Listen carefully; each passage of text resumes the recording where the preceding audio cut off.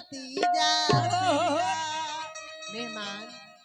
किया हो बात मना ससुराल के जीजा जी किया हो बात मना ससुराल के ये जीजा के झुकावे पर है कि अपने झुकाई बारे यो तो गड़बड़े बात है। स्वागत कर लिए आई देख मोबाइल नहीं फुट है देखता चेक कर पॉकेट में है कि ना एक बार मार बही जीजा बाउंड्री से बाहर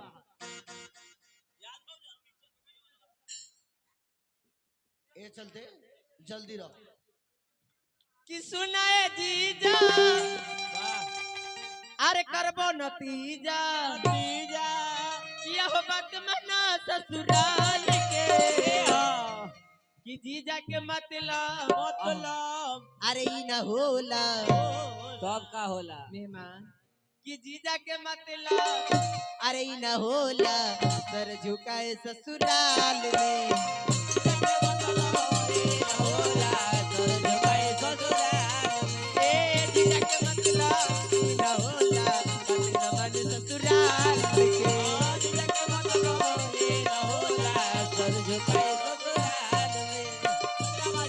परी ओ गजरावाली गोरा न परी मेरा सोना जैसा दिल लेके कहां चली मेरा सोना जैसा दिल लेके कहां चली गजरावाली गोरा न परी ओ गजरावाली गोरा न परी मेरा सोना जैसा दिल लेके कहां चली मेरा सोना जैसा दिल लेके कहां चली ओ जीजा के मतलब ये न होला सर झुकाई ससुराल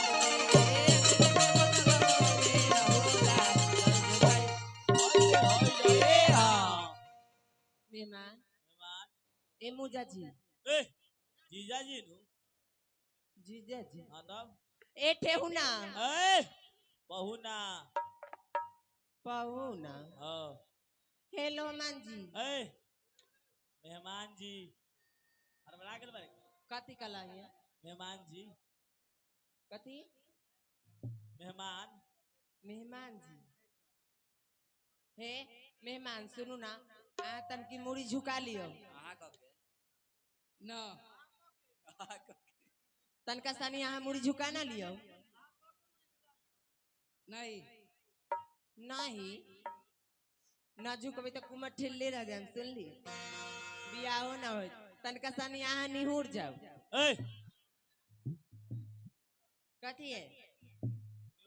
ई ना निहुरा चिंता तू निहुर भाई अब तोरा वाला आदत तो हमरा नहीं ए निहुर ना जाओ नहीं ये मैया है तो बियाहो ना हो सुन ली कुमर ठेले रह जाओ तनका सानी झुक ना जाओ ऐसा की हाँ हमरा बुझाई दे मेहमान पुष्पराज फिल्म देख ले हथुन झुकेगा नहीं साला अरे झुकेगा ना तो झुकेगा कैसे रे कथी गर्दन में माला अच्छा मान हे मेहमान सुनू ना तनका सानी यहाँ मुड़ी झुका लू जल्दी से बने लेट हो छै ना झुकबै कि तनी झुक जाइयो तनी झुक जाइयो राजा कुमार लली मोरी छोटी अरे दियो हाँ तनी राजा कुमार लली मोरी छोटी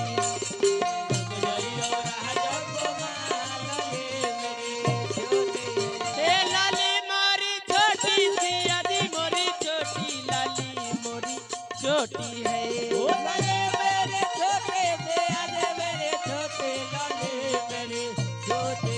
हे लाली मोरी छोटी सी अजी मोरी छोटी लाली मोरी छोटी है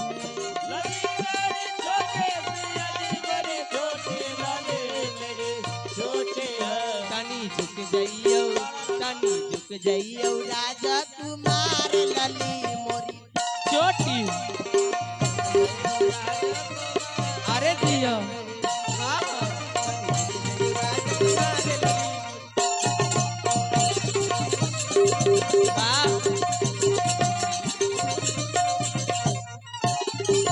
मेहमान झुक ना जाओ नहीं गे मैया एगो थेथर होय छै सुनला हां ई कथि है ई साफ थुथुर के बाल बच्चा लो झुक ना जाओ नहीं ना ना झुकबा कल ना रहुआ पेड़ के खैली हती है आए मेहमान सुनू आहा इतना ढीठ कैला कैले छी सुनू ना आहा के लड़की पसंद ना है की हाय तब कल रहुआ ढीठ कैले हती तनका सनी झुक जाओ नहीं ना झुकबे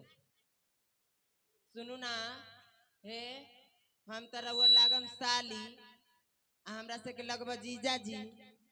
इधर आइए इधर आइए।